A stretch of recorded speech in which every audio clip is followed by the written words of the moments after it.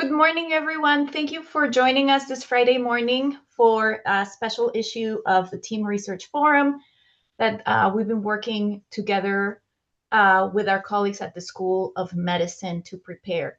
We're going to get started in a couple of minutes. I see that people are still joining us, and we had well over 100 participants register. I just want to remind people of some housekeeping items. Please keep your microphones muted. I think we have it set up so you're muted upon joining, but it just helps to reduce the background noise. I recommend you keep your video also off to improve like the quality of the image that you're going to get. We are going to hold all of our questions until the end. We have a hefty amount of time set aside for Q&A.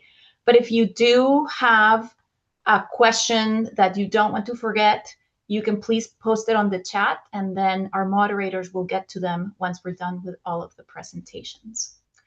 So with that, I'm going to pass it on to Simon, and hope you enjoy all of our presentations today. All right, thank you very much, Ana Lucia. I want to start off by thanking Ana Lucia and Albert for all the organization behind this webinar. So as you're all well aware,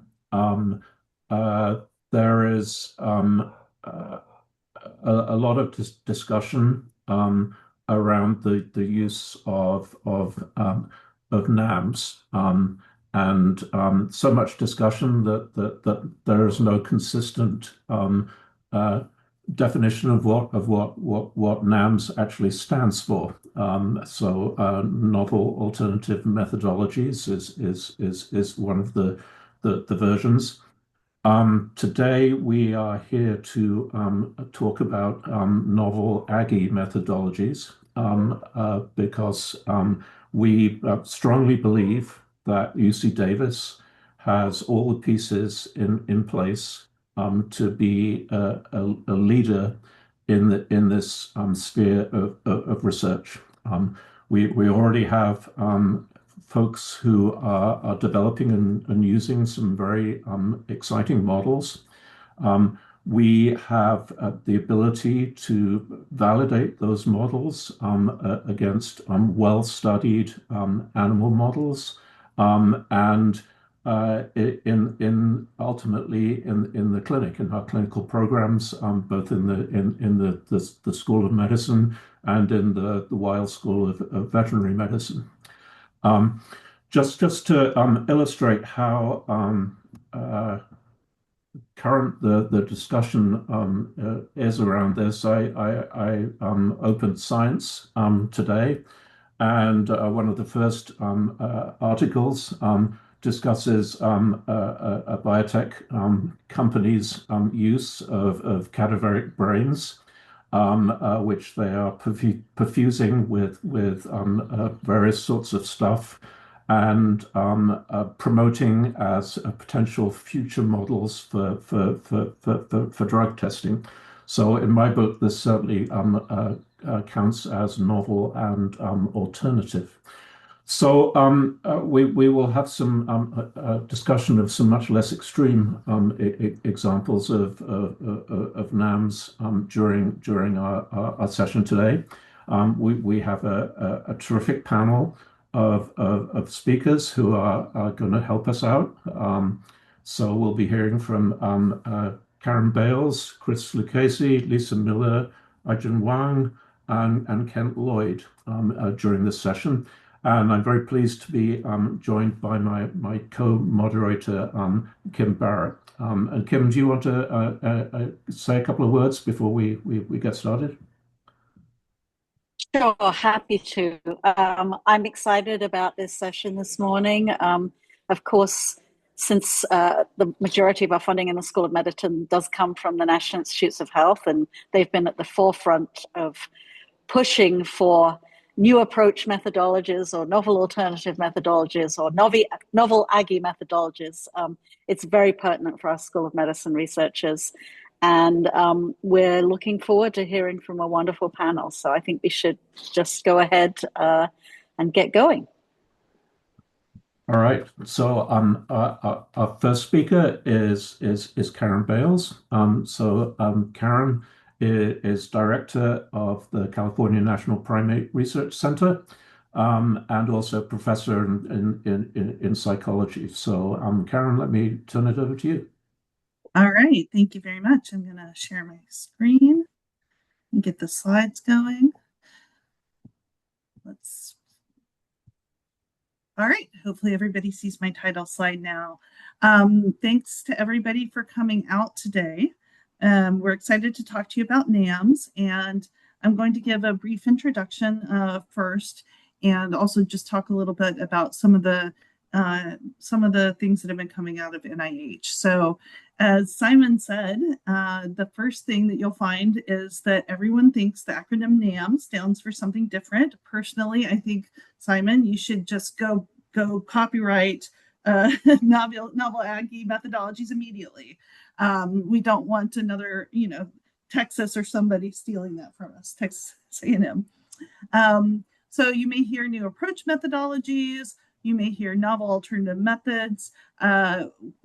We animal researchers like those terms better, but folks who are more opposed to animal research usually prefer non-animal models. So you may see all versions of that coming out, depending on who you're talking to and who you're reading.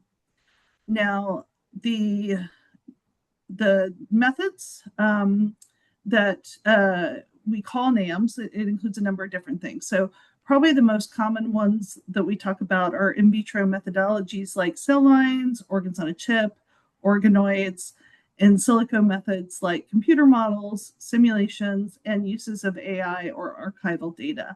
You may also occasionally hear in chemical methods, which includes looking for chemical reactions or side effects to a treatment. Of course, this is not new to any of us who've worked with animals for decades, as we're required by our animal care and use committees to consider alternative methods. And we've followed the 3 R's: reduction, refinement, and replacement for many years. So none of these methods are really new to us here at UC Davis. We've been doing this for decades. We've been thinking about it for decades. And NAMS are entirely congruent with and complementary to the 3 R's, which have been our guiding principles. So you're going to hear some more in-depth examples of how UC Davis researchers are using NAMS from our next 3 speakers, who all use NAMS in their own research. But as some introductory examples of ways in which people use NAMS, often they're used for things like initial screenings of drugs and other compounds. So toxicology as a field is an area that has been using NAMS for a long time. AI-based modeling of motor function, 3D-based printed models that you can use to render structure and texture and lead to development and refinement of surgical techniques. Cell lines have been established from patients, especially with different psychiatric conditions, and these can be used to examine the cellular and molecular phenotypes. NAMS gives us the ability to test pathogen vaccine interactions at the cellular level. And finally, lung on a chip models, for instance, which you may hear about today, of the NHP, non-human primate lung, and human lung can be studied in parallel as far as biodistribution of inhaled drugs. So these are just a few examples. Obviously, they will vary by your field of research.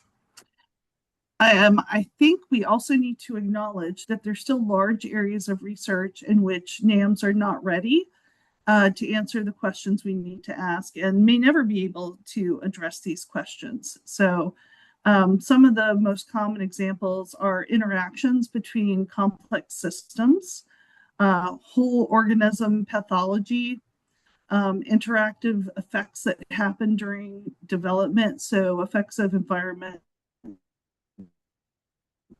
on development and aging, long-term side effects, especially on different systems than the one you're treating, and emergent properties such as behavior. So, for instance, there was a recent paper that came out with induced pluripotent stem cells that were made into neurons, and those neurons did not actually recapitulate the same transcriptomic profile of natural neurons. And so we have to be very careful. And that leads to the next slide, which is that for all of these NAMs, we need to be assessing the methodology sensitivity, the specificity, precision, robustness, reproducibility, stability, and we have to compare to rigorous in vivo data. And in addition, we need to be assessing the foundational accuracy. So what are we measuring? How are we measuring it? What are all the aspects of what we would do really for any research model, which is assessing sensitivity, specificity, et cetera. So to come to what NIH wants and why we're talking so much about NAMS now. So early on in this process, announcements stated that there will be no more animal-only notices of funding opportunity. So in other words, when notices of funding opportunity come out, even if animal research is allowed, it would not be the only type of research allowed. So for NIH, it is explicit that a NAM is not an in vivo treatment, that it reduces number of animals or replaces an animal, and that it must be human relevant. So in this case, we're talking about a human NAM rather than an animal. I'm going to turn off my video just in case that helps a little bit, because I feel like I am lagging. Turn off my video.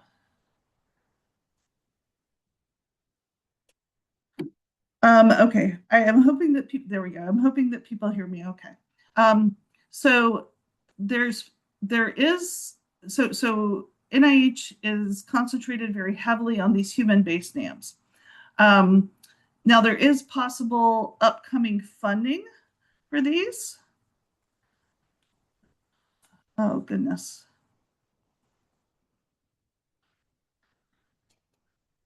Okay, there we go. But this has yet to really materialize in a very strong fashion.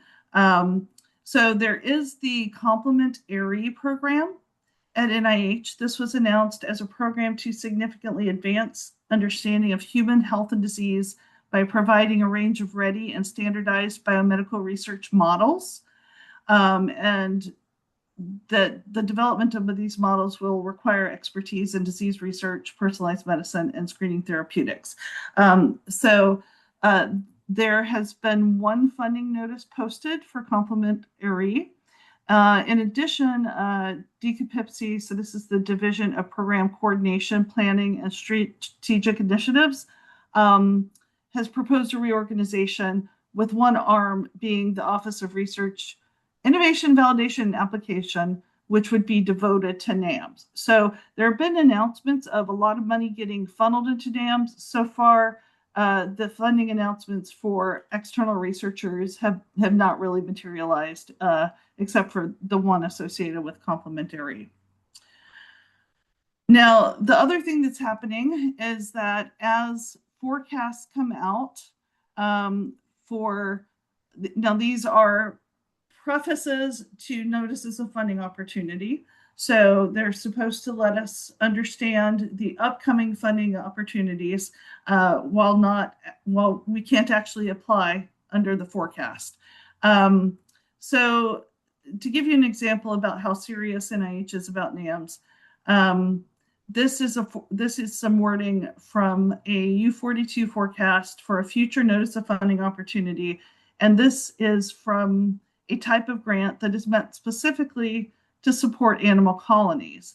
And in this forecast, it requires a NAMS-enabled component, including integration of NAMS triage and consultation services, and establishment of a formal referral pathway to NAMS centers.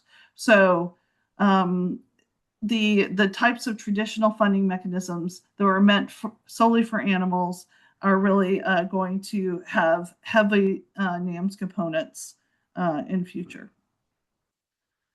So in the rush to start using NAMS, I think it's also important to remember that NAMS only is good as the extent to which we know that it reflects a biological reality. So I think that, you know, the way that I've been thinking about it is sort of like this matrix here, where if we have information on 3 of the 4 quadrants, we can solve for the 4th. But if we're missing the animal model, this becomes unsolvable. With big question marks in both of these places. So we have kind of a long road to go on NAMS, but we're definitely being pushed in that direction from NIH.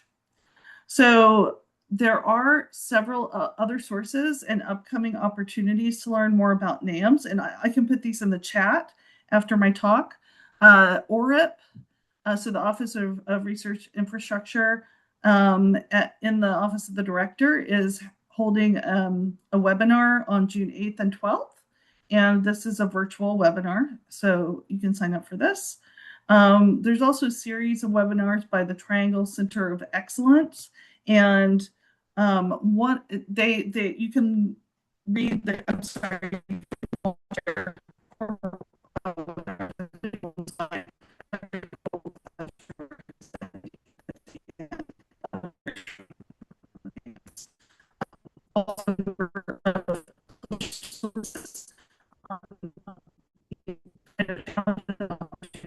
incorporating NAMS into our biological research. So I'll also put these in the chat. And that's all I have for you right now.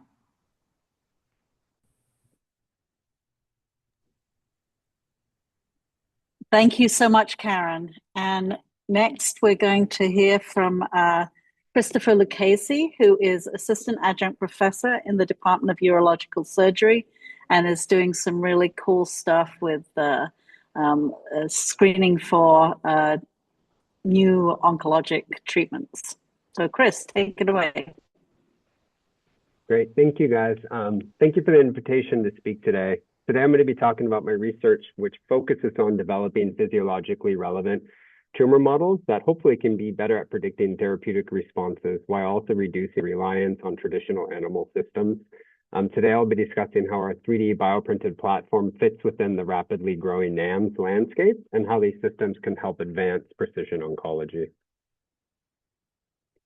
So one of the major problems in translational oncology right now is that many of these therapies that appear very promising preclinically ultimately fail within the patients. Some of these traditional systems often do not fully recapitulate the tumor architecture, immune interactions, or patient-specific biology. NAMS offer an opportunity, therefore, to create a more human-relevant system that hopefully will improve predictive accuracy while also reducing some of the dependency on these animal models. Now, here I want to highlight why I think 3D bioprinting is such a powerful NAM platform for cancer biology and precision oncology as a whole. Traditional 2D culture systems simply just cannot recapitulate the complexity of the tumor microenvironment. Tumors are not just collections of cancer cells that grow in isolation. They're much more highly organized ecosystems composed of tumor cells, stromal cells, fibroblasts, immune cell populations. Then you mix in the extracellular matrix and you have the dynamic signaling gradients that also come with that. With our 3D bioprinted tumoroid system, we can reconstruct many of these critical biological interactions in a physiologically relevant architecture. We incorporate patient-derived tumor cells together with the autologous immune components, as well as the stromal elements, into a tunable extracellular matrix that preserves the spatial organization and multicellular signaling that is within that primary tumor sample. I think this becomes especially important when studying therapeutic response. For example, in flat 2D systems, many of the cell-cell interactions and diffuse dynamics that influence drug response are ultimately lost. In contrast, our 3D system allows us to model the spatial organization, the oxygen and nutrient gradients, immune infiltration, and cytokine dynamics in a real-time environment. So what this gives us is a much more biologically relevant and hopefully translational predictive platform for studying tumor behavior, therapeutic sensitivity, as well as mechanisms of resistance. Here's just a really brief schematic of what we do. We take the patient tumor sample directly from the OR. We also get a vial of blood so we can isolate PBMC, so we have the autologous immune component. We do an enzymatic as well as a mechanical dissociation. So we take the primary tumor sample and turn it into a single cell suspension. We then incorporate that into a type 1, type 3 collagen hydrogel bioink. We use our 3D printer to print a 1.5 microliter droplet in the middle of a 96-well plate. This 1.5 microliter droplet contains anywhere from 2,000 to 4,000 cells. So we are capturing the heterogeneity of that primary tumor sample. And then we co-culture with the PBMCs that are isolated from the patient's own cells. Here, what I wanted to show is that our 3D bioprinted tumoroid system are not simply preserving the tumor cells, but we're actually maintaining the key components of the native tumor microenvironment. And the upper left-hand corner is in the original H&E from this patient tumor sample. This here is a prostate case. Across the top row, we performed immunofluorescence. I should say Dr. Yao Qi did. She does amazing IF, as you can see from these photos. What we found is that, we have the preservation of the epithelial tumor populations that are marked by epicam, stromal architecture marked by alpha smooth muscle actin, and then the tumor intrinsic immune populations marked by CD45 positive cells. What becomes really exciting is the bottom row. These immunofluorescent images are from the 3D bioprinted tumoroids generated from this exact patient tumor tissue. So we observe as conservation of many of the same cellular multicellular features seen within the native tumor environment, including the epithelial, stromal, and immune cell populations.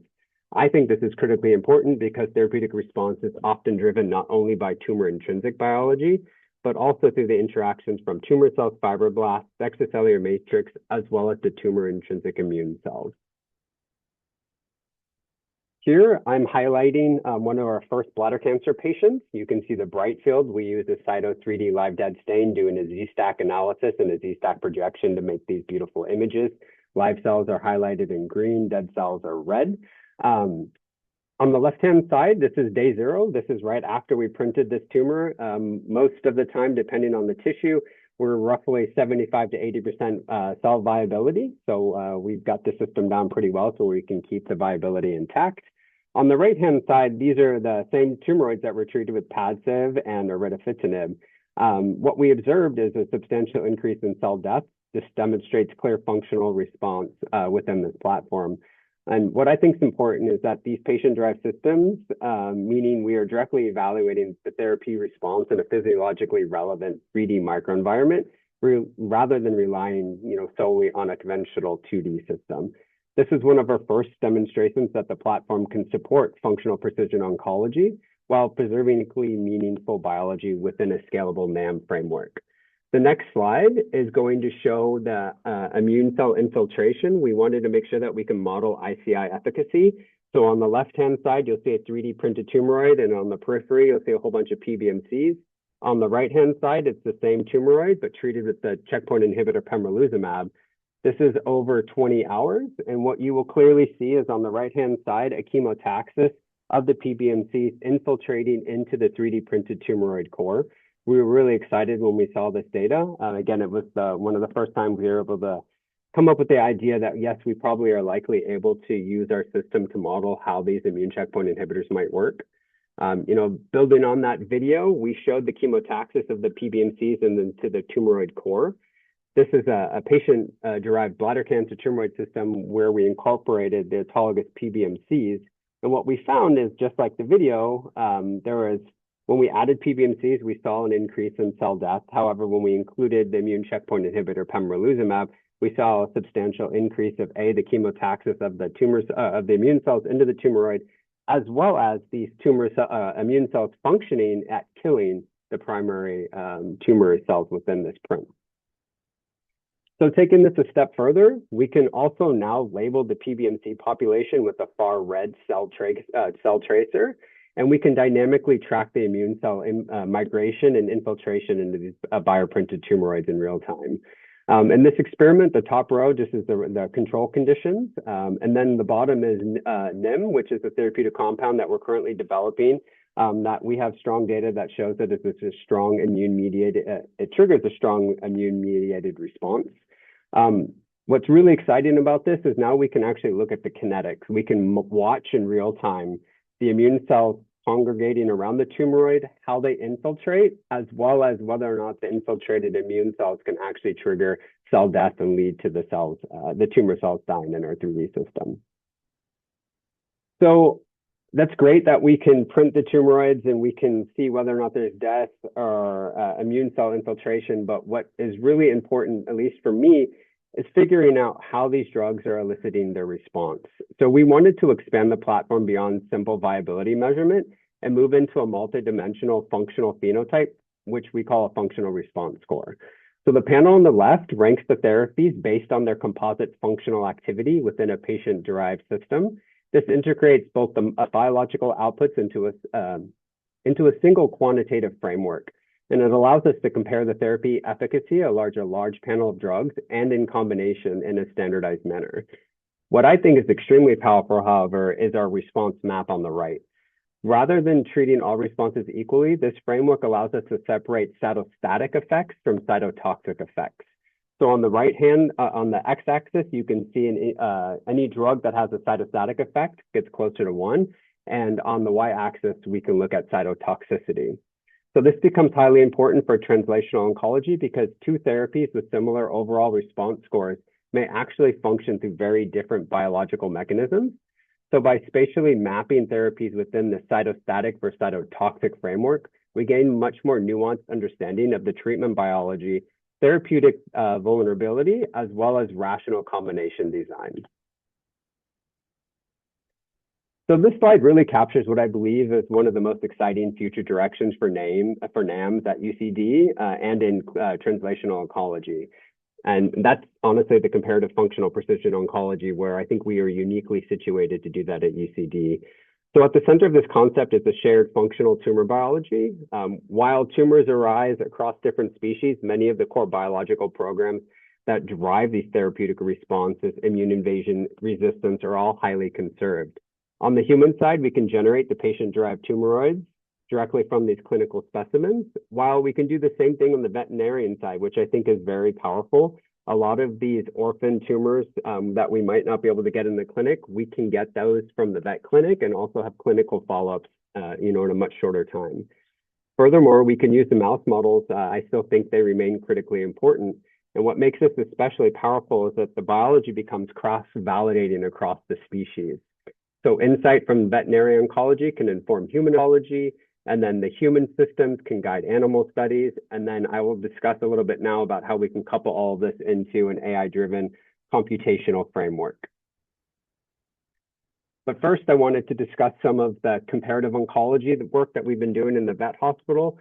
So working with Stephanie Goldschmidt, Rachel Brady, Rob Rabune, we've looked at canine osteosarcomas, oral squamous cell carcinomas, oral melanomas. What's really exciting is that this slide highlights how the NAM-enabled comparative oncology platform can directly support translational applications in companion animals. Here we're looking at a canine oral squamous cell carcinoma. In collaboration with Dr. Stephanie Goldschmidt, we're evaluating a cetuximab conjugated IRD probe that she has been developing to help surgeons interoperatively identify clear tumor margins. So across the top row, we can see the strong signal that we got. We're recovering around 57% tumoroid mass, which demonstrates a robust target engagement. And what became really interesting is that we showed that this tumor had a very strong response to cetuximab, identified by a more negative composite response score. However, it had a minimal response to the other EGFR targeted approaches. I really think this highlights an important concept in precision oncology, where even therapies targeting the same pathway can produce dramatically different functional outcomes depending on the tumor biology, their context, and immune interactions. Going to the mouse biology program, which I think will, is extremely important still. But what we can do is utilize our system and take advantage of the NAM functional screening platform, which has the ability to dramatically reduce the animal utilization while simultaneously increasing experimental throughput. So traditional large-scale preclinical drug screening often requires very large mouse cohorts, which is expensive and the experiments are long. In many cases, dozens of animals are needed simply to evaluate, a single drug. Our platform allows us to do a fundamental pivot to that workflow. Instead of screening 60 mice to test 6 drugs, we can take 4 mice and screen 100 different drugs. So I think here, the goal is not to eliminate the animal model, but it's to do in vivo validation and use the NAM platform to help us identify the most promising therapeutic candidates much earlier and only, prioritize the best therapies before focusing on the animal study. So now I just want to briefly go over this. I know I'm running short on time. I'm working with Dr. Hong Chen at Lawrence Berkeley National Laboratory, where he's developed an AI machine learning digital pathology tool called cellular morphometric biomarkers. He just takes routine H&E slides, runs his CMV analysis pipeline, and here it's just demonstrating a paper they did in prostate cancer where they identified a 13 CMV signature that was successfully able to stratify patients from ADT therapy across 2 different sites, one in Spain and one in China. And I think what becomes really exciting is what I'll show next, which is that pure digital predictions strongly align with the actual functional therapeutic behavior measured in our patient-derived system.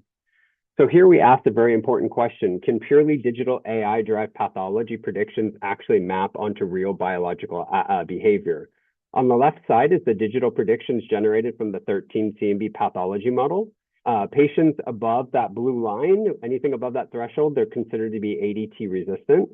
We then moved into the functional reality shown on the right by testing the same patients in our 3D bioprinted platform. And what we observed was the strong concordance between the digital prediction and the actual functional therapeutic response measured in ex vivo. So again, this establishes that the AI model was not simply identifying abstract images or patterns, but was actually capturing biologically meaningful therapeutic behavior. So I think this is where the entire ecosystem begins to converge into what we see as a species agnostic computational oncology framework. At the top are the different biological inputs feeding the system. We have human, canine, and mouse. And importantly, all of these systems generate rich multidimensional data sets. And what becomes really powerful is that these diverse biological data sets can be integrated into a shared machine learning framework. So human biology informs veterinary studies, veterinary responses inform human translation, and the mirroring system can provide a controlled mechanistic validation. Ultimately, this vision is not something building towards a better tumor models, but creating an integrated predictive intelligence ecosystem for cancer biology, therapeutic discovery, and where I'm excited about is precision oncology within a scalable NAM framework. So this is where the real transition vision that ties the entire platform together is reducing the gap between bench and bedside through continuous functional feedback loop. I'm running a little bit short on time, so I'll go through this relatively quickly. Ultimately, the end goal is, the real-time functional precision oncology ecosystem that can actively inform clinical trial design, therapeutic prioritization, and patient-specific treatment selection while dramatically accelerating translational discovery. None of this can occur without the NAM platforms that we're building here at UC Davis right now. So thank you guys for all your time. I'd like to acknowledge all of these people here, as well as everyone else that I didn't have time to list. So thank you so much. Chris, that was a fantastic presentation. Very, very exciting and really illustrates the intersection between models that's going to be so important for discovery. So our next presenter is Lisa Miller. So Lisa is a professor in the Weill School of Veterinary Medicine. She is also the Associate Director of NAMS Strategy, Development and Implementation at the Primate Center. So Lisa, please take it away. Okay, can everybody see my slides all right? I had to quickly convert everything over to a PDF because my images weren't popping up, so hopefully this is okay. Okay, so good morning, everybody, and thank you for inviting me to present at this forum. Today I'm going to discuss the promise and limitations of new approach methodologies, or NAMS, for respiratory research. I'll start by providing you with some background on how NAMS have evolved in respiratory research, and then end with an example from my own lab that illustrates the potential utility of these approaches in studying the health effects of electronic cigarettes in adolescents. So let's start with why we care about respiratory diseases. The respiratory tract is a target for an enormous range of pathologies, from acute viral infections to chronic diseases like asthma and COPD, as well as fibrotic conditions like pulmonary fibrosis. So collectively, these represent one of the leading causes of morbidity and mortality worldwide. The biological complexity of the lung, its exposure to the external environment, its dual gas exchange and immune defense roles, as well as age-dependent phenotypes as illustrated across this lifespan, make it both inherently vulnerable and uniquely challenging to model. One of the most striking findings from single-cell RNA sequencing data is just how many different distinct cell types populate the lung, at least 48 by current estimates. The large airways and the alveoli serve completely different functions, either conduction and innate defense versus gas exchange and surfactant production. So any NAMS platform that collapses this diversity into a single cell type will inevitably miss context-dependent responses. So this is a critical framing point when deciding whether to use a NAMS platform to address a respiratory disease research question. So why bother modeling the lung in vitro at all? So the core rationale is threefold. First, in vitro systems let us test responses to environmental stressors, pathogens, and use genetic variants under tightly controlled conditions. So this is something that's difficult to achieve in a living animal or human. Second, these systems create a test bed for candidate therapies before going into animal trials or clinical studies. And then lastly, this relationship is bidirectional. So what we learn in vivo shapes what we can build in vitro and vice versa. So it's an iterative cycle, not a replacement strategy. This figure lays out the conceptual challenge for building in vitro models relative to what we see in vivo. So how do we go from a complex dynamic in vivo airway to a tractable, reproducible in vitro platform? You can see the spectrum here illustrated on the right from 2D cultures at one end to microfluidic lung-on-a-chip devices on the other. The key variables here that need to be introduced are consideration of mechanical forces, cellular diversity, as well as the air-liquid interface. So no single model at this point captures all three perfectly. But as we'll see in a moment, some of our model systems are getting much closer than we were over 40 years ago. So this timeline captures more than 4 decades of methodological innovation. 1982 marks the first truly reproducible primary airway epithelial cultures grown in serum-free medium from lung fragments from pathology. The air-liquid interface era in the 2000s were transformative, and I'll expand upon this in a moment. For the first time, we were able to take cells isolated and then culture them and differentiate them into a pseudostratified mucociliary epithelium that closely resembles the in vivo airway and with measurable barrier function. The organoid era from 2015 on added the dimension of added 3D self-organization. And then in 2018, iPSC-derived models have opened the door to patient-specific disease modeling. So each step along the way has addressed limitations of the one before it.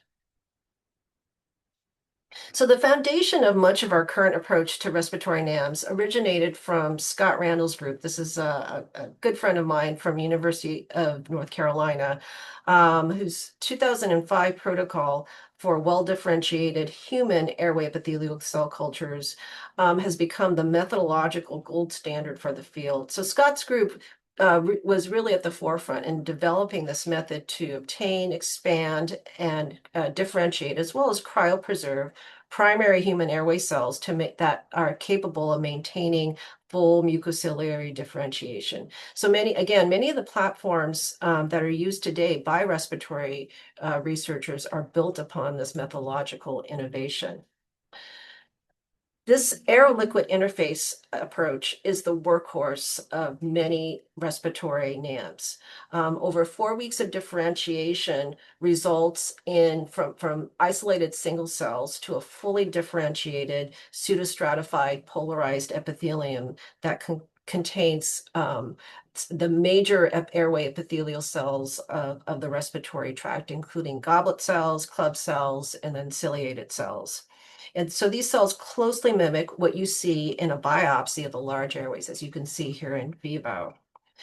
Critically, we can validate this differentiation through multiple orthogonal assays. So histology, protein for mucins that are produced by goblet cells, as well as tight junction formation as a measure of barrier integrity.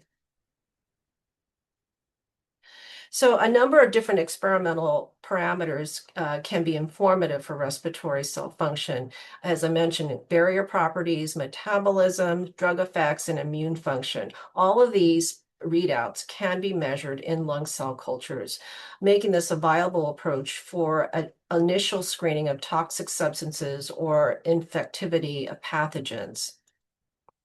So this figure illustrates the full range of NAMS platforms that are currently used for respiratory research, from the simple 2D monocultures at the top to increasingly complex co-culture and organ on a chip systems in the middle here and on the bottom. So each layer of complexity adds biological relevance, but also consider increased analytical burden.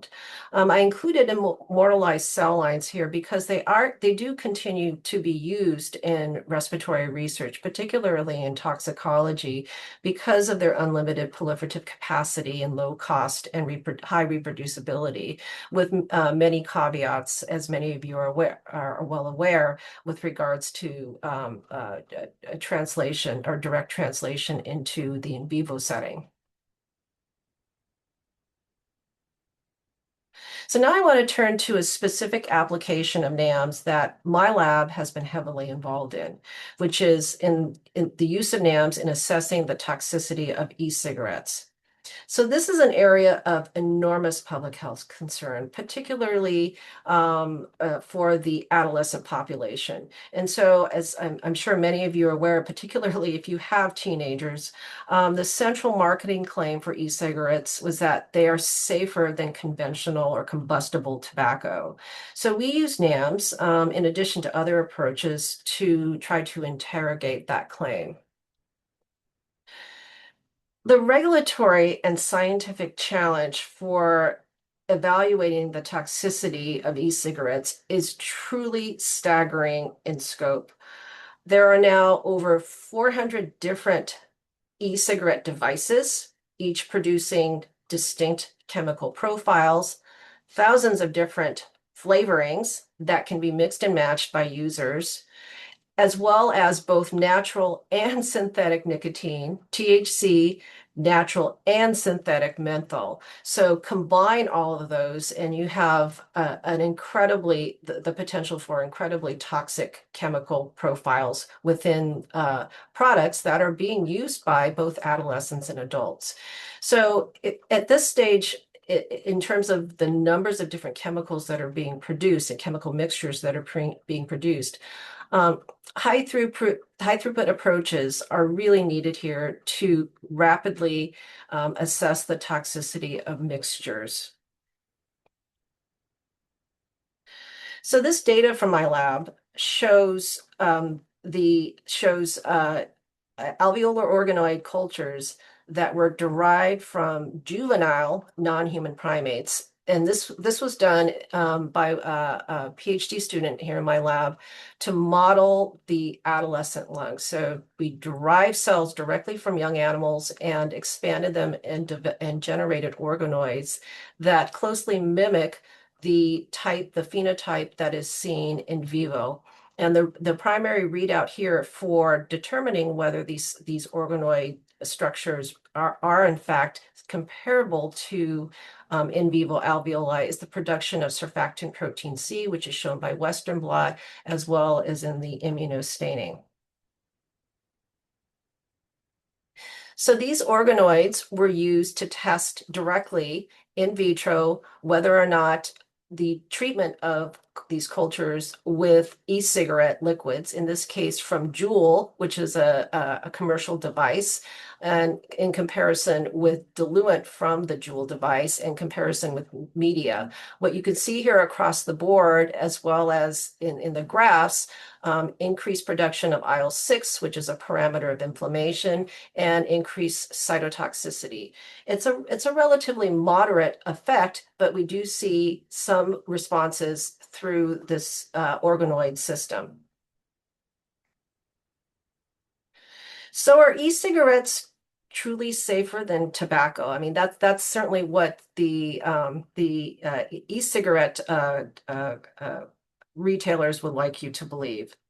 And this is a continuing and often heated public debate over the comparative risks of e-cigarettes versus combustible tobacco.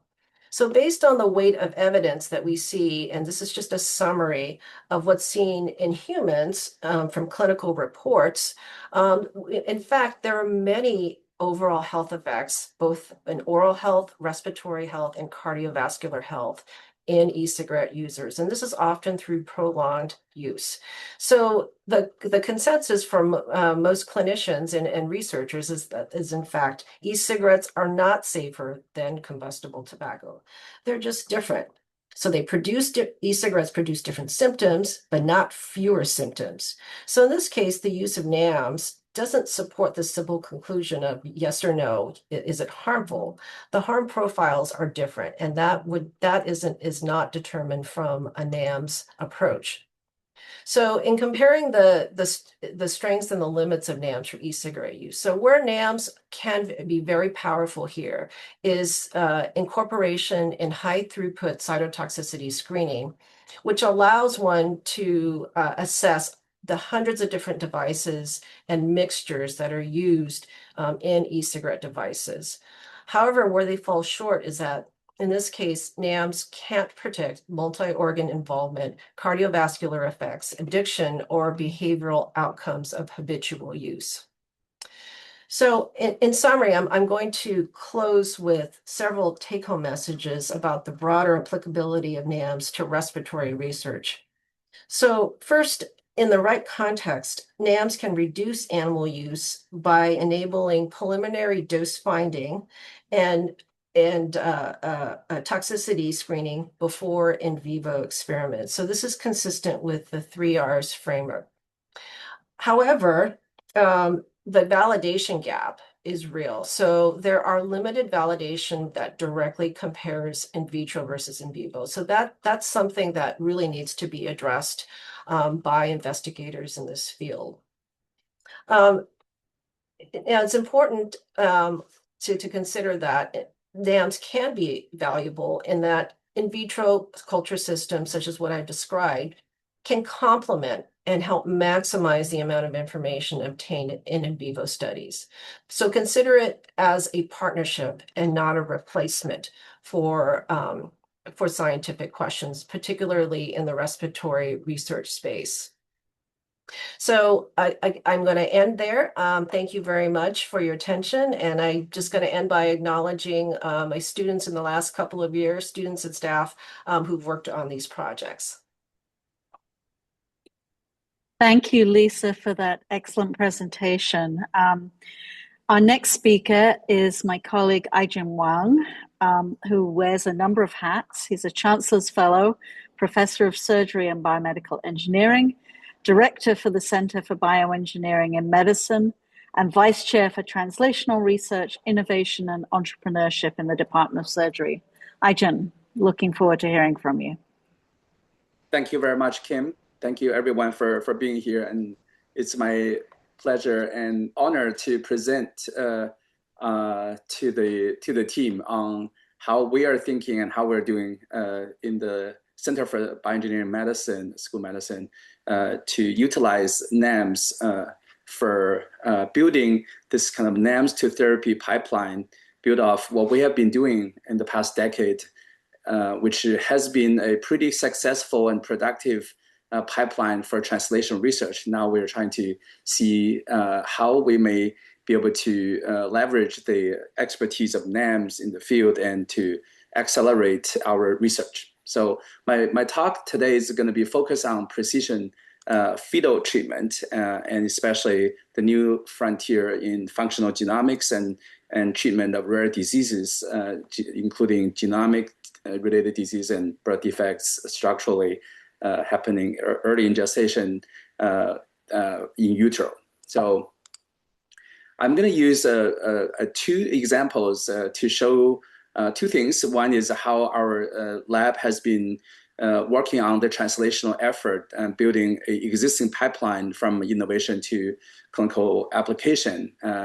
Second is the genomic problems, especially genetic diseases that we're trying to treat them, especially those severe diseases, treat them early in gestation. How these new research approaches and expertise can help our pipeline building. So spina bifida is one of the diseases I would use as an example to show you how we have been doing research in the lab, especially highlighting the expertise we have in surgery and surgical skills. So spina bifida is a rare birth defect that happens early in gestation. So this kind of fetal problem happened very early in gestation that can be diagnosed, but severe enough, so similar to many others, and some other diseases are even more severe than spina bifida, that requires early attention. If you don't treat these babies early enough, you're going to lose opportunity.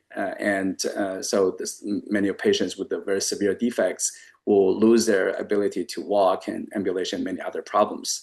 So my colleague and my mentor, Dr. Diana Farmer, who is the chair of surgery, and I have been working together for over the last decade, building off what her peers and herself they have built off this in utero treatment for birth defects. So essentially, the landmark study published in 2011 established this current standard of care for many spina bifida and some other birth defect that can be potentially treated prenatally, so before baby is born. So this landmark study has really opened the door to us all in the field to think about what else we may be able to do to many other diseases that have been, for the longest, been deemed as untreatable or not much we can do. So fetal treatment actually really is a unique opportunity, but in the human diseases, actually, it is a very narrow window for research, and animal models don't really necessarily represent every aspect of the disease. So my lab is in surgery, and we have a strong expertise in surgical skills and making animal models. So in the past over decade of time in the lab, we have really been productive and successful in utilizing all the animal modeling resources on campus to really advance our research. I'll give you a few examples of what we've been doing kind of in the conventional way. So we developed this stem cell technology we identified as placenta mesenchymal stem cells that are able to protect neurons. When this is neurons cultured in 2D and induce apoptosis of these neurons by adding saurosporin. And we have our stem cells, actually the stem cells can protect neurons from apoptosis. So this work was done quite some years ago, but essentially established this new technology for neuroprotection. And we then actually moved on to lots of animal models that has enabled us to clinical trial. First of all, we did fetal rat model spina bifida. This is a very surgical skill focused, and as you can see, a fetal surgery, and in a fetal rat model, which is this model is induced by injection of a chemical drug to form spina bifida in the fetal rat. And then we moved on to the fetal sheep model. And I want to highlight this is because this actually has enabled our team to build this translational technology to clinical trial. As you can see, this lamb treated with stem cell patch compared to the twin was able to walk and stand and walk at birth, versus the other one was not able to, and it displayed very typical paralysis. This highlights, the translational animal model. You can only see this and the functional outcome in these models, and this has enabled us to look into our veterinarian friends. So canines, actually patients, they also develop spina bifida. We have really maximized our UC Davis expertise in veterinary medicine by collaborating with our veterinary colleagues. We run a clinical trial actually to test our stem cell technology in this English bulldog with natural occurring spina bifida. So this has all come together. We enabled us to start this human clinical trial. So first of all, we got this GMP manufacturing grant from CIRM, and then later on we get IND approval from the FDA, which you all know it's a barrier step for translational application of any technology from the lab to the clinical trial. So in 2021, we actually based off the IND approved IND, we started this clinical trial, the CURE trial. So as you can see, this is actually a long-term study, and recently, actually, this phase 1 data was published in the Lancet with the first 6 patients. And this is ongoing. Actually, starting from 2024 January, our team has started this phase 2 trial for spina bifida. So I want to very quickly go over these because this highlights the conventional or the current, probably the pipeline for translational research. How long does that take, and what it takes to get to IND and also clinical trials and different phases. So in our team, actually, we started from 2012 to 2017 building the ex vivo model, including some 2D culture models to small animal models and then large animal models. This is really conventional pathway from pre-IND to IND, and then phase 1 to phase 1, and then to phase 2 trial. So this is a very exciting pathway, but it has lots of issues. I think, first of all, we have been very proud that our team has been very efficient. We were able to translate the technology from the bench in the lab that we have the technology established from scratch, and then we were able to translate this technology into human clinical trial. But there are lots of issues we are recognizing. I think it's good to reflect and see what we can do now with NAMS. Maybe we can enable our future technology build-up more efficiently. One of the things that we recognize is that all these animal models, they're not necessarily human really relevant. We've been criticized on using the sheep model in the beginning because it's surgically created, and that's how we get into this natural occurring canine clinical trial before the human clinical trial.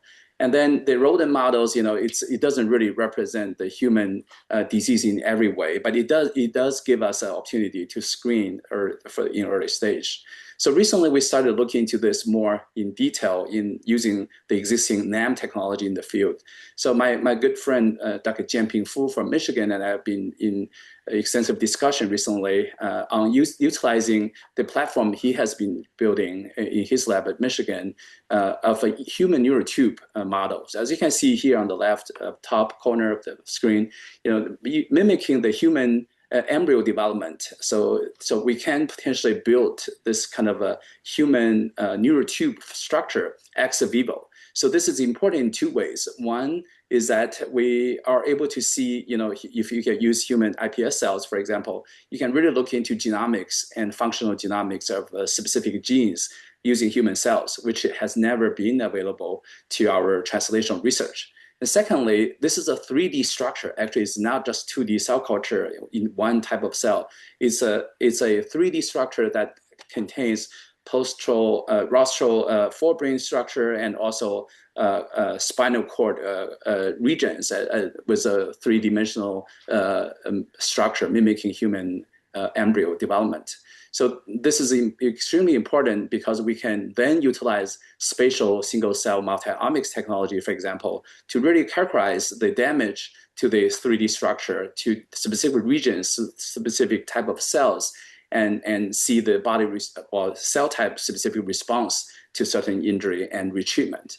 So we're excited about moving this forward to do several things. One is to study specific genes in this human model using human cells to further understanding the genomics of the rare disease spina bifida, for example. Secondly, we can use this model to study like a damage to the neural tube structure, especially spinal cord, in this ex vivo model. For example, by providing mechanical compressor to mimic what happened in spina bifida in utero when the spinal cord is not protected by the connective tissue. All of these cannot be done without having a very robust animal model. Robust and human cell-based three-dimensional models. So the second line of research in the lab we're very excited about is for build off this in utero treatment of a birth defect, structural birth defect. We're looking into genetic birth defects by in utero treatment of these very severe genetic birth defects by gene editing. So we've built a very robust system so far using animal models. So for example, you can see here, once the fetal diagnosis of genetic problems can be done, technically very achievable these days. It's not being treated very widely, mainly because there's nothing to offer. So imagine if you can diagnose these genetic problems in utero early in gestation, and then you treat the genetic problem before the baby is born by providing, for example, we're developing lipid nanoparticle-based mRNA enzyme delivery. You can really make the correction in the genome before the baby is born. And ideally, the correction can be made before the disease symptoms occur.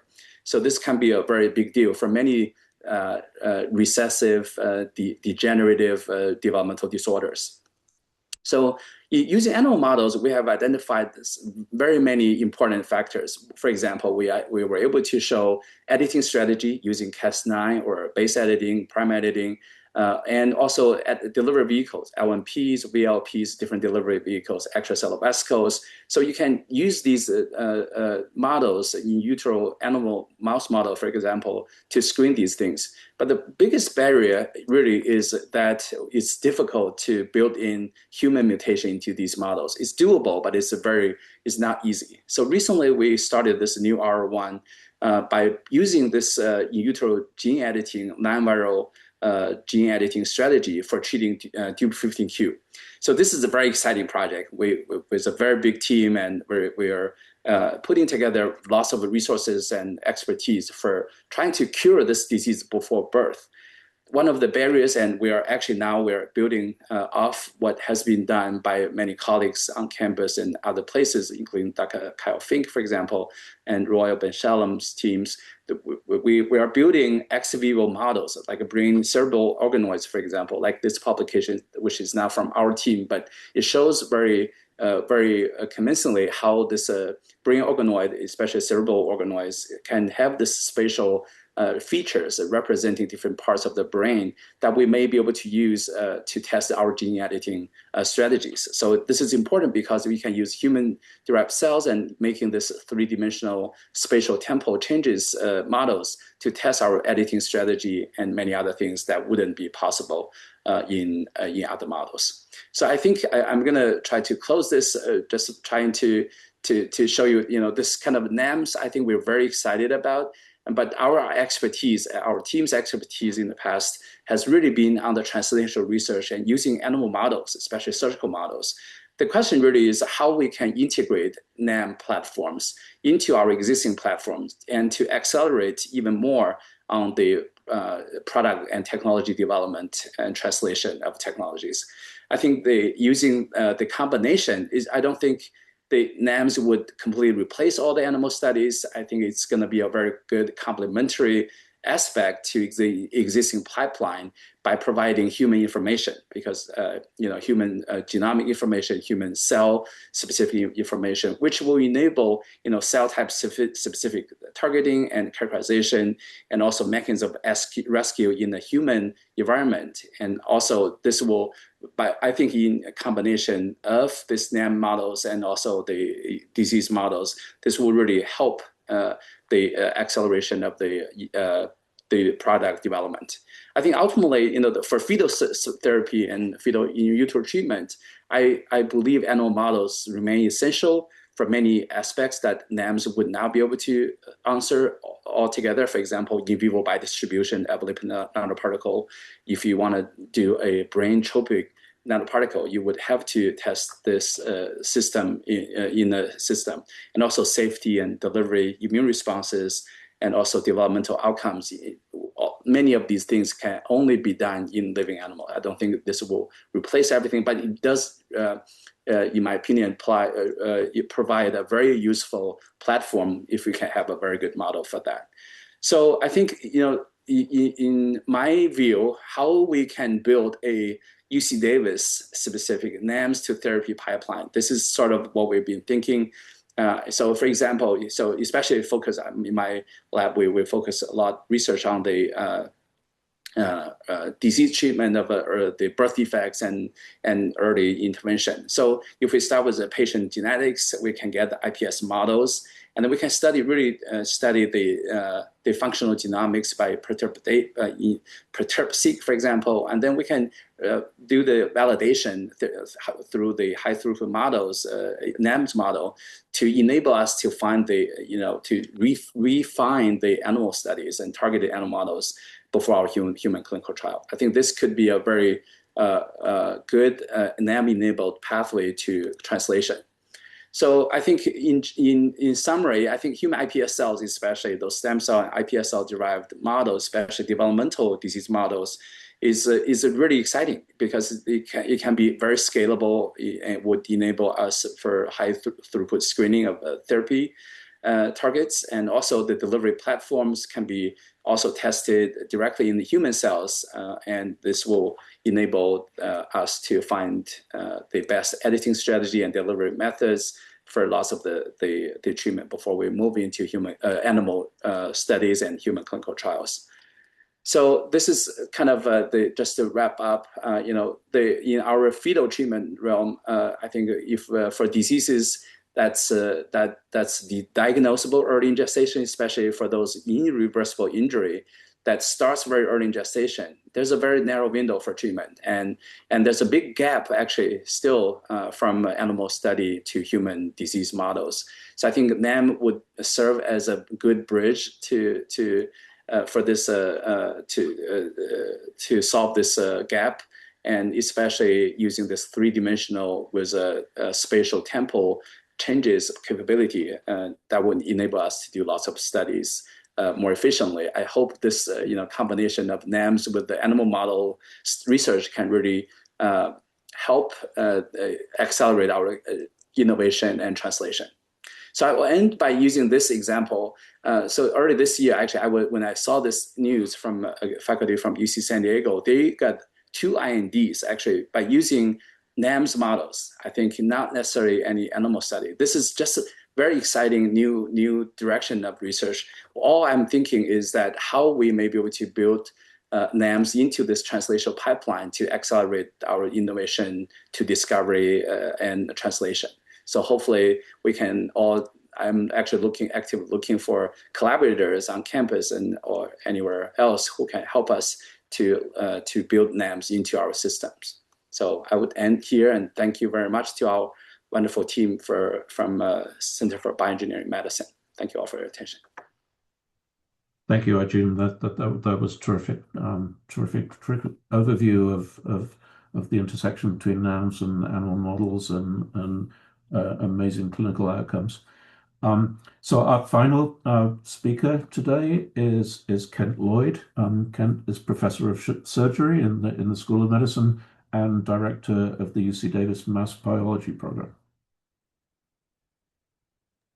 Well, thanks very much, Dr. Atkinson, and what a great segue from from Aijen's presentation, where he was showing the San Diego researcher, and now I'm here showing Hamlet pondering the question to Yorick to NAM or not to NAM.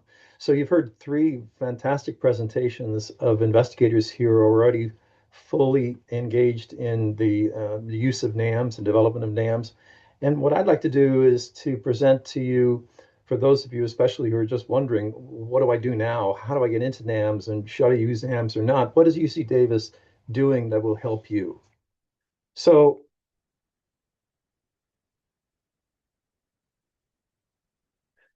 first of all, we have to ask, why is this question to NAM or not a NAM a question in the first place? And it's important to understand the basic characteristics and other features of NAMS. So first of all, there are essential specifications, and that is the NAMS, as you've heard, they reduce or in many cases replace animal use. They're not in vivo, they're in vitro, in silico, or in chemico, and they must be human relevant. They're also purpose designed, and what that means is that they fulfill a highly specialized task-oriented that focuses on the result, utility, and specialization. Um, the question then that this addresses with their purpose designed is what specific function was this object built for? The third characteristic and feature is it fit for purpose? Meaning you need to evaluate if it actually works for its intended use. And then finally, its relative performance is a question to address how well this NAM predicts the human outcome compared to a traditional in vivo animal model. That is, its human relevance, the mechanism that is trying to reproduce, and its reproducibility itself. So these are all considerations when you're assessing a particular NAM. So it's in terms of its characteristics, what are the components, are they manipulable inputs, and do they have measurable outputs? Its purpose design, meaning does it react in response to an induced perturbation? It's fit for purpose. Does it accurately predict the biological mechanism or toxicity, as an example? And then finally, its research performance. Does the individual organs, it can reflect individual organs, but it can't reflect systemic pathophysiology or lifetime risks. So there are limitations. So you've heard from the other speakers what NAMs do well and where NAMs fall short. I'll just summarize here. Where NAMs do well is that they are human-derived systems. They have mechanistic insight with human relevance. They can provide high-throughput screening and can identify hazards early on. That's very scientifically valuable and makes for rapid advances. But where they fall short and can be misused is their whole organism integration. They cannot yet model immune, endocrine, or neural effects. They are not able to look at developmental, aging, or even sex differences, or looking at chronic toxicity. And I have this highlighted in red in terms of patient safety and translational risk, because if NAMs are attempted to be used or even approved at federal agencies for this kind of work, it does risk patient safety. So we want to avoid that. So what is UC Davis doing? And I look at that as not only a challenge, but it's an opportunity. So what can we do to augment the benefits of NAMs, address their weaknesses, and encourage their use when scientifically appropriate? So for example, how to select the model system to more precisely mimic a specific biological or pathological process. And you look at NAMs, very good from molecular or down to chemical, a little bit less for cell, and okay for organ for organ modeling. And an animal, okay for cell, a little bit better for organ, certainly much better for system-wide integration, and certainly well for animal for whole body. So I think there's a role here for a complementary nature for NAMs and the use of animals in research. So what has UC Davis done? Well, back in September 2025, we established the UC Davis NAMS Testing Center. There's the URL for those of you interested in going to it. It's a nexus for collaboration between researchers, commercial entities that are developing NAMs, producing or selling NAMs, and even regulatory agencies and funding agencies. What it does is it helps facilitate the validation of NAMs as model systems for human disease research, and it helps investigators like yourselves assess NAM function and output against a corresponding in vivo model in order to establish a proof of utility, not just a proof of concept. That's very, very important. It helps to test NAM's predictive power across safety, pharmacology, efficacy, and other benchmarks, and provides analytical and interpretive reports of actionable results. And importantly, it helps supports publications, grant applications, and our regulatory submissions. And whenever you work with the NAMS Testing Center, all of your work and your results remain confidential, and you're sole, the proprietary owner of it. I'm going to click on this to actually take you to the website. hopefully you can see that. This is a website now that is available to you today. There's a number of features on this website. I'm not going to go through them all. One of the things I do want to point out is over here is we do post announcements. And here's a announcement of a virtual workshop that is being put on by NIH. So I encourage you to go here and register because it talks about the complementarity. This workshop will be about the complementarity of NAMS and animal models. Karen Bales mentioned this in her talk. You can also here search the worldwide directory for NAMS if you're after a particular NAM, or even here search PubMed for NAM research. You can look here for things that tell us about who we are, the services that we provide.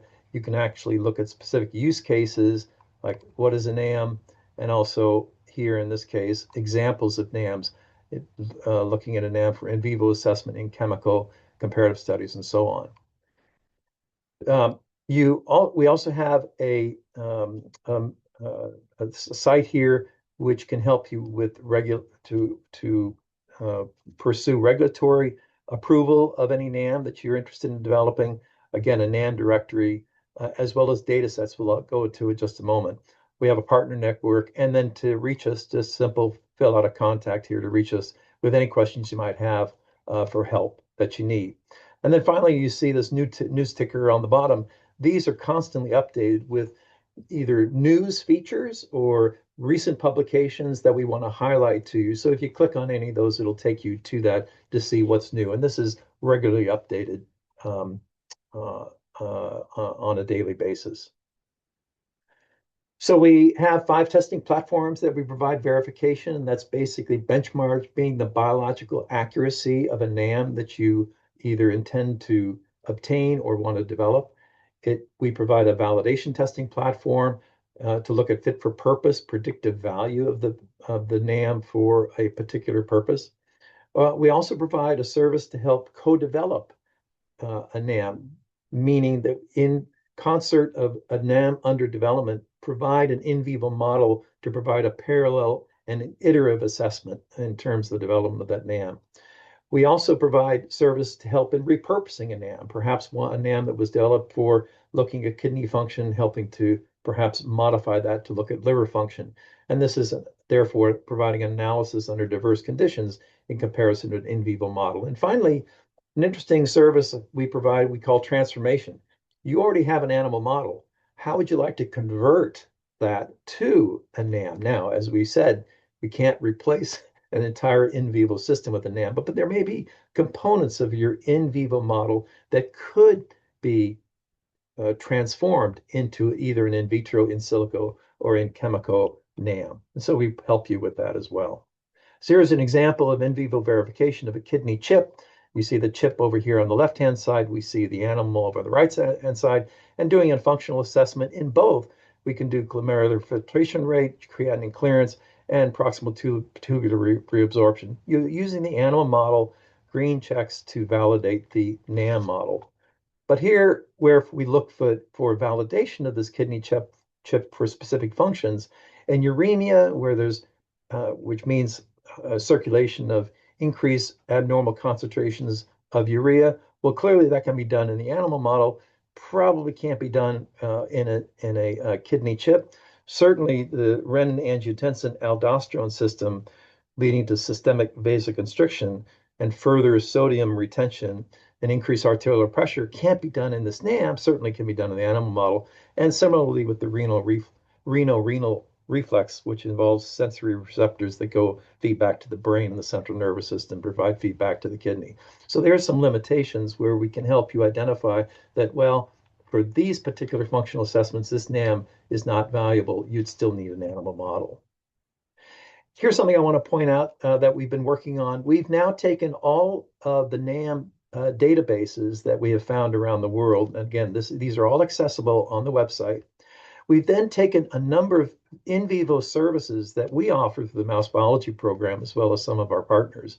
And we've used an AI model to try to compare and to score which of these NAM models can complement in vivo models. So for example, you might have a mouse pancreas isolation and testing model, And we have now are able to, using AI, look at all of the available NAMs that are accessible in the world today and give them a final score. The maximum score is 100.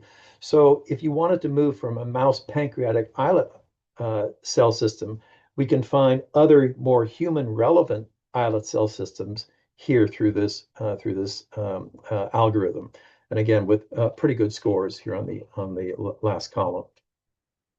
And here's an example of where a NAM could have been used for a paper was recently published in 2026, Environmental Science Technology, differential and sex-specific toxicity of aspirated quaternary ammonium compounds. And as you can see here, Dr. Gino Cortopassi here at the veterinary school was the senior author on this. And I spoke to him, obviously asked him about this, and he agrees that there are areas where in the future he will definitely would want to use a lung on a chip for some of these studies. So in his study, he looked at several measurements and observations listed here, all done in vivo. But if we looked at what is the potential for doing some of these same measurements and observations in a lung on a chip, well, these first two couldn't have done because these are survival outcomes or oral versus inhalation and quantification of BAC and DDAC in circulation. That certainly can't be done on a chip. But certainly these quaternary ammonium compound dependent changes in the bronchoalveolar lung fluid could have been done on a chip just as well as the infiltrates and the inflammatory and cytokine transcripts and whole lung homogenates could have been done using a lung on a chip. Lung histopathology, I think that still is a work in progress to see whether to the extent to which the lung tissue in a chip actually can reflect true pathological changes that we might see in vivo remains to be seen. But that's an example of how it can be used. So really the take-home message is to demonstrate that there's a future here in the use of NAMs if they are integrated and they're shown to be complementary to the use of animal models and not as a replacement. And we already have good examples of this in recent history with COVID-19, for example. NAMs were used for testing immunogenicity, but then it was systemically validated in animal models. In cardiotoxicity, induced pluripotential stem cell cardiomyocytes were then tested in zebrafish or rodents. And then finally, in neuroinflammation, a brain on a chip was used to look at specific causes of neuroinflammation and then testing those effects on behavior in rodents.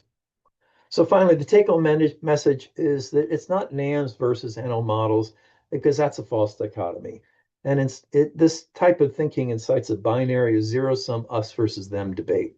It really distracts from a scientific, ethical, and translational opportunities of both approaches. And such an argument is really unproductive, scientifically disingenuous, dangerously misleading, and as I presented, potentially harmful. So the bottom line is NAMs and animal models offer distinct and complementary insights into complex in vivo biological systems. So thanks very much. Here's my crew out here, and here's our email address down here if you'd like to reach out to us. Thank you. Yeah, thank you so much. We have our speakers have been incredible at staying on time, which leaves us a few minutes, about 7 minutes, for any questions for our speakers. If no one else speaks up, I have one. Professor. So I think it's yeah. Go ahead, Michael. Yes, I do. I just have a couple comments here. So first of all, this was fantastic. It's really wonderful to see sort of the technologies available here. I am a professor of medicine in the School of Medicine in Pulmonary and Critical Care, and I actually chair the clinical research graduate group through the School of Medicine. And I'm reminded about how important it is to use technology such as NAMS to translate animal models over to human studies. I do want to just tell everyone here, particularly for your graduates or your postgraduate researchers, that we have the master's program. It is available in clinical research, and I'll put the link on the chat. But I just wanted to remind everyone, we have a wonderful program for training in clinical research, definitely open to PhDs, and it tackles training for a lot of these issues. I'll stop there. Thank you.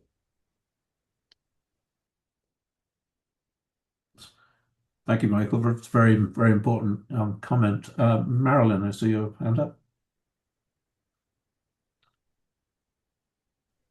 I just wanted to mention for beginners that there's the EPA CompTox chemicals dashboard that has hundreds of thousands of chemicals. If you're just interested in, there's guideline studies in vivo, ToxCast, Tox 21, in vitro assays, so much background, just like including training videos, beginning the use of NAMS.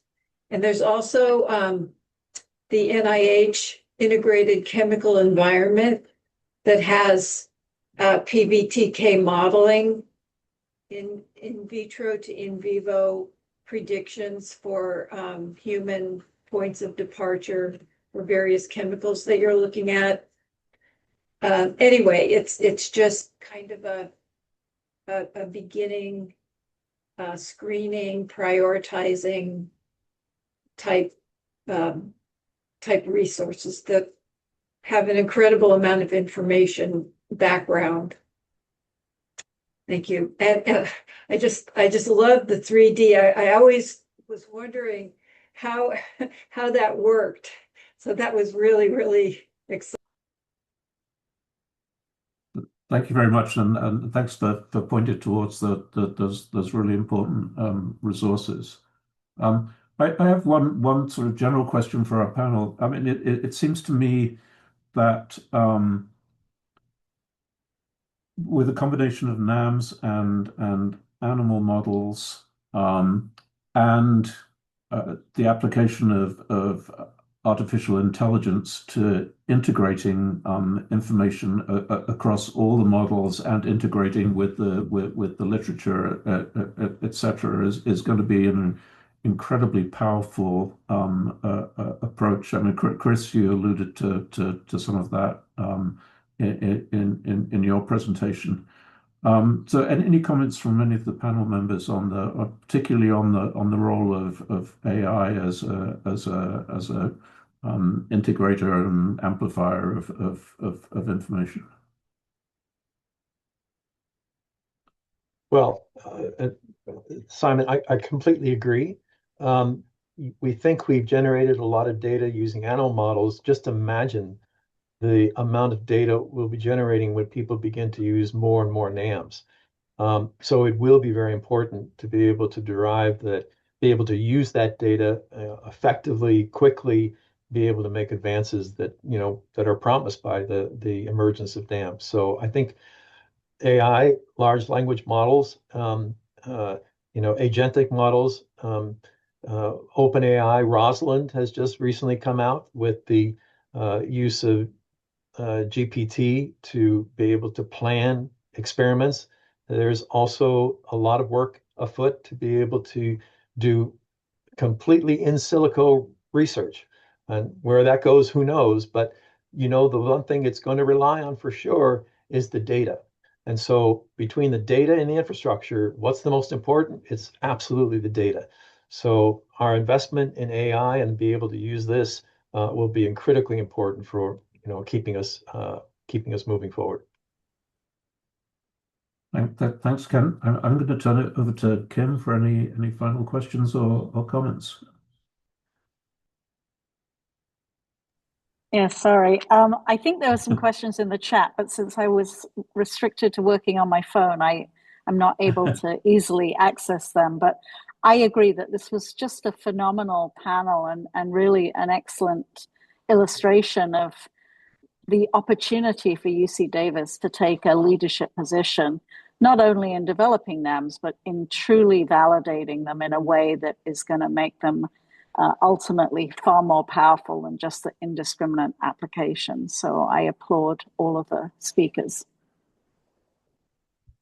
Yeah, thank you again to everybody for joining. Thanks to all the speakers for some really outstanding presentations. And thank you again to Ana Lucia and Albert for organizing today.